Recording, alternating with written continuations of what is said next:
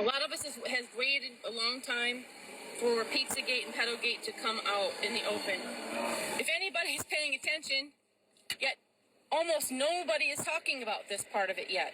When Laura Silsby went to go kidnap those children from Haiti, okay, first of all, more than likely, she kidnapped a bunch of kids.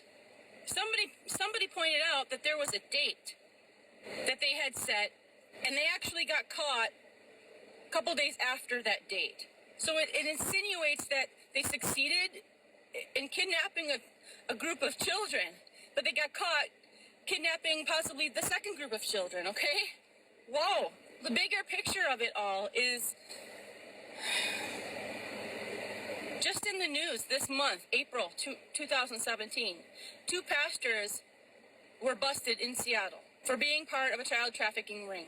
So we need to look at this bigger picture of all of these ministries that were connected to this foundation that Laura Silsby set up called New Life, and all these different ministries that she was connected to, because some of these people were from all kinds of different states. One of them, or some of them, or all of them were connected to the Baptist Church. We need to really start looking at the things that are happening behind closed doors where there's no accountability. You know it and I know it. Taxes are not an issue for churches. There's no accountability. They do not have to tell anybody about what they're making. Don't you think that's a perfect grounding for money laundering? Just things that are in my mind. Look at how many jets does Kenneth Copeland have? You're doing any research about how the CIA is smuggling drugs into America, and they're under the guise of DynCorp and the Clinton Foundation. You know, they do this with airplanes. Who's to say that they're not using Kenneth Copeland's planes from time to time? Come on, you guys. Kenneth Copeland is the richest pastor in America, and he's best friends with Pope Francis. Do you know what Pope Francis is up to? It's time to flip the tables. What if I told you that one of your favorite pastors used to visit St. James Island a lot? This started as a Reddit theory, but listen to it. You see, the star of the prosperity evangelical movement, you know, where you pay to get your sins cleansed, is a guy by the name of Kenneth Copeland. You all know him as the COVID-19, I blow the wind of God.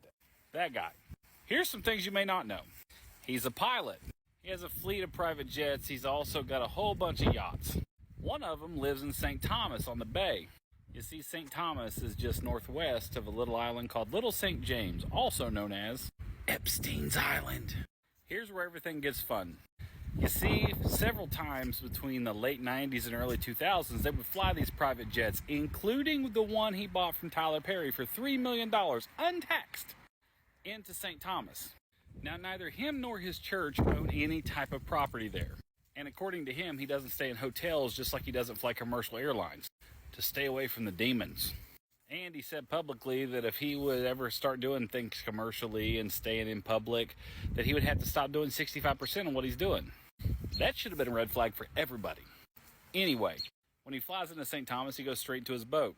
Then he heads out to Little St. James. It goes on to show this picture as proof. You know these two guys, but see this guy right here, right behind the woman? Well, that's a young, creepy Uncle Copeland. Now, the theory continues on to say that he used to tell stories about being with Trump, and they go through and help rich people continue prosperity through God by giving money. They've done these at parties and events. And he was on Trump's Council for Religion. It also states that the son used to talk about how close his dad and the former president were. Now, you add in a quote from Uncle Touchy.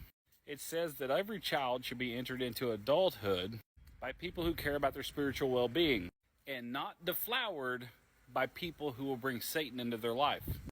Ugh. And just to point out, some of you guys gave this guy money because he said if you touched your TV screen and gave him $100, he would cure your COVID.